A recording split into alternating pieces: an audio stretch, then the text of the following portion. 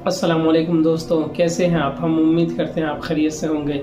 दोस्तों, अगर आप ज़िंदगी के अंदर कुछ करना चाहते हैं, अगर ज़िंदगी के अंदर कुछ कर गुजरने का हौसला रखते हैं, तो ये कहानी आपके लिए बहुत ही ज़्यादा मददगार साबित हो सकती है।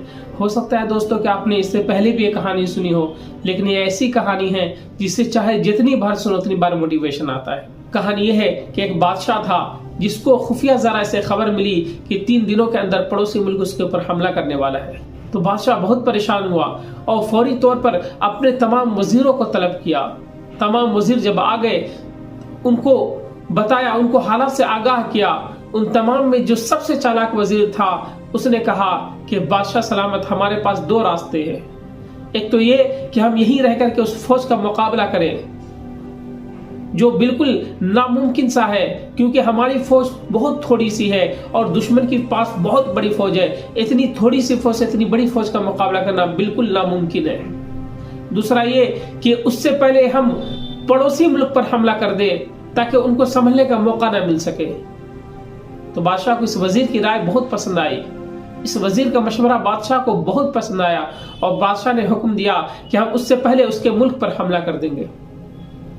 दोस्तों, बादशाह अपनी तमाम फौज के साथ जब उस मुल्क पर हमला करने के लिए निकला, तो रास्ते में एक बहुत बड़ी नदी थी जिस पर एक लकड़ी का पुल था। बादशाह और उसकी फौज ने जब उस पुल को पार कर लिया, तो बादशाह ने हुक्म दिया कि इस पुल को जला दिया जाए। बादशाह के हुक्म के मुताबिक वो पुल जला दिया गया। फिर बादशाह अपनी फौज से मुखातब हुआ और कहा कि तुम्हारे पास सिर्फ और सिर्फ एक रास्ता है, या तो लड़ करके दुश्मन के मुल्क को फतह कर लो, या फिर मौत को गले लगा लो। दूसरा और कोई रास्ता नहीं है।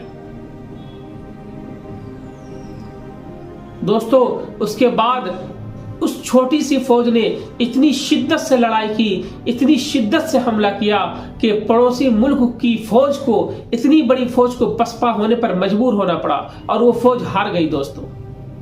दोस्तों, इस कहानी से हमें बहुत बड़ा मैसेज मिलता है, एक बहुत बड़ा पैगाम मिलता है कि जिंदगी के अंदर जिनके पास सिर्फ और सिर्फ एक मकसद होता है, एक टारगेट होता है, ऐसे लोग कामयाब हो जाते हैं। और जिनके पास बहुत सारे रास्ते होते हैं, ऐसे लोग अक्सर नाकाम हो जाते हैं, क्योंकि उनको ये लगता है कि अगर हम इसमें कामयाब ना हो पाए तो वो काम कर लेंगे, अगर उसमें कामयाब ना हो पाए तो वो काम कर लेंगे। और ऐसे लोग अक्सर किसी चीज में कामयाब नहीं हो पाते दोस्तों।